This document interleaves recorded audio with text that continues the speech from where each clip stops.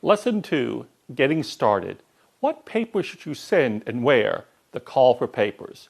For this module, you will need to download the handout titled Example Call for Papers. Please download it so you can read it as part of the following lesson. Please post questions. Objectives. Hello. In this module, we shall consider 1, where to start in choosing what topic to write your oral paper on. 2, how to read the call for papers and proposals. 3, how to think about your audience as you compose your presentation.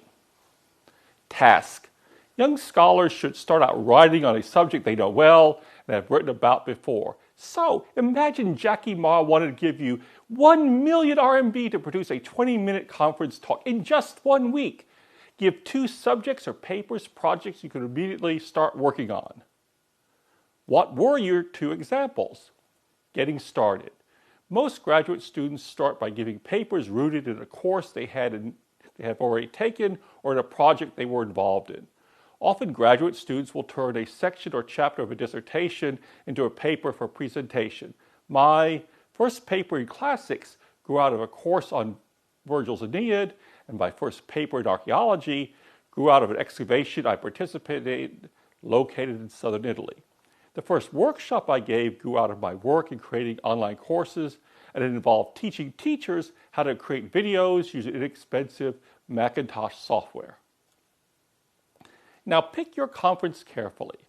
Here the advice of colleagues and mentors, networking, and a little research can help. The internet is always useful. I have always advised my graduate students and some undergraduates to join professional societies in their field, whose newsletters and internet resources can be a very helpful resource. But be careful. Make sure that you pick a conference that actually accepts papers like yours. Often the abstracts of accepted papers are published for you to read and study. But sometimes acceptance, alas, is just a matter of chance. The call for proposals and papers. Conferences, program committees will typically send out a call for proposals a few months ahead of the conference. Now pause this video and read carefully this short and edited by me handout entitled Example Calls for Papers.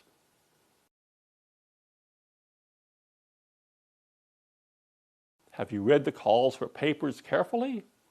As seen in the example above, calls for papers have some common features. They will tell the purpose of the conference, who organized it, and where it will be held. They often request an abstract or proposal, typically 200 to 800 words in length, sometimes quite a bit longer, as seen above. They will tell about the length and the formatting of the abstract.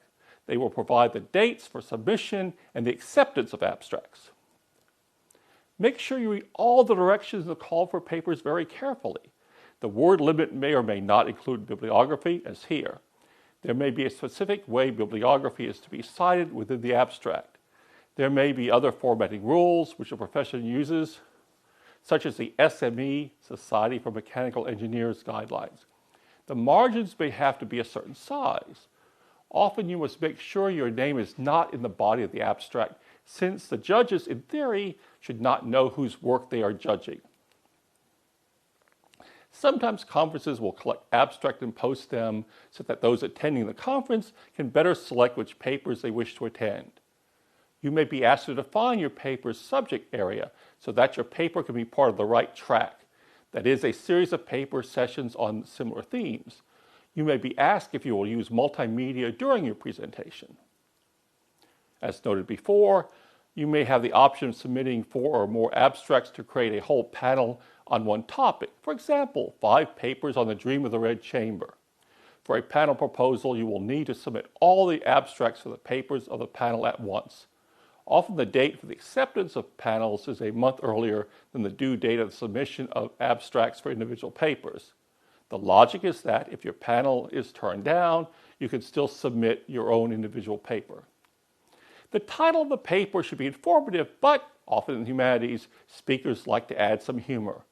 I once almost entitled a paper on the angry dead of the Aeneid, Arms of the Man and Zombies, but I relented.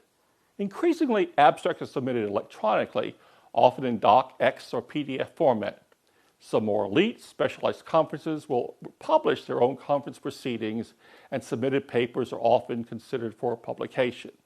Again, please respect the submission deadlines posted. After the submission deadline has passed, the conference committee will then select the best proposals, usually, but not always, using blind review, and put the conference program together.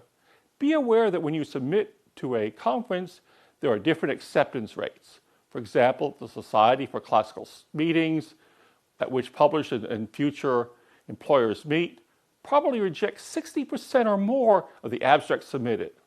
When your paper is accepted, start thinking immediately about the logistics of attending the conference, such as getting an airplane ticket or booking a hotel room. Know your potential audience. This can be a tricky matter if your paper is highly specialized.